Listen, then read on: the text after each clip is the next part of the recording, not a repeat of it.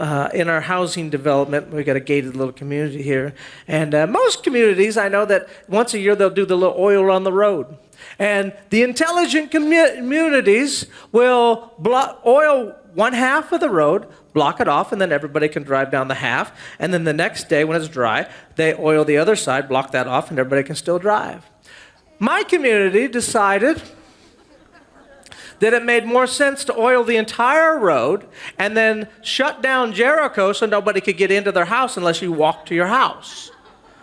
Only for one day in August. And so as I came home, the signs were up and I couldn't get into my house. And so I had to, because there are a lot of people already doing that, I had to park way down the road. And the way my house is, I parked and I could see my house was right there. But at 50 years old, I didn't think I could climb the fence. So I had to walk all the way down to the gate and then all the way back to my house, all while I talked to the community in my mind. The next morning I got up, I was studying for Sunday and got in the Word, and all of a sudden I got a text from my assistant that said, hey, don't forget, you got a meeting in 5 minutes. And I'm like, of course I didn't forget, but I did forget. And so I had to rush, and it was kind of an important meeting, so I had to get a sport coat on, get it all good, right? And then out the house, I hate to be late. And so I'm running out the door, and I get out in the garage, and my car's gone. Who in the world stole my car? Where? And my mind's trying to figure out which kid grabbed my car without asking, right? And then did Holly, who would take my car? And I opened the garage up to look around, and I saw the oil, and I went, oh, it's 1,000,000 miles away. And so off I began to trek to get to my car. And I was frustrated, annoyed, and I'm just talking to myself. And I get all the way to the gate, the little gate to get out. And I went like this, and it's locked.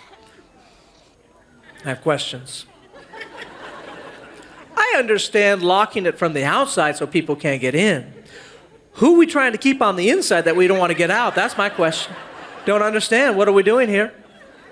And there's a little code thing right here, and so I thought, well, it must be the same code that I used to get in, the big gate. And so I hit the buttons, and it won't open.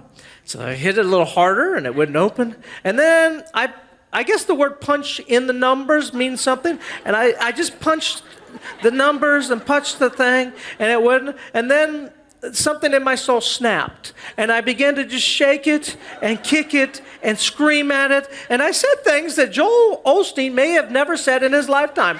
I was so frustrated with that gate. And I get down and my heart's pounding, and I'm sweating, and I'm tired. And you can tell like somebody's watching you. So I just feel something, and I look, and here's a little 8-year-old kid on a bike just watching me. And I'm like, oh my gosh, I'm sorry. He goes, for what? I go, well, oh, you didn't hear me. He goes, oh no, I heard you. I go, well, I'm sorry for what you heard. He goes, oh, my dad says that all the time. I'm like, well, I don't say that all the time. Glad that me and your dad can hang out now, but maybe not. And then I just, it was almost like he was there to counsel me, because I went, I'm just trying to get out. I got a meeting I got to get to. My car is way down there. It's hot. I'm frustrated. I just can't get out. And then he looked at me. He was really like a surprised look. And then he looked over here, and they looked back at me. And they looked over here, and they looked at me. He goes, you can't get out? I go, I can't get out.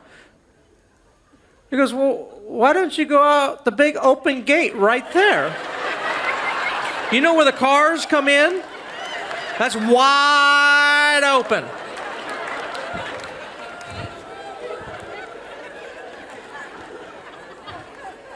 And I wonder how many times we get so focused at the little problem ahead that we can't see the 40-foot opening miracle that God has for in our life. We can't see the big opportunity, the big thing that is right there. We can't see that because we're so focused on the little problem that we can't get into the big gate that God has for us in our life.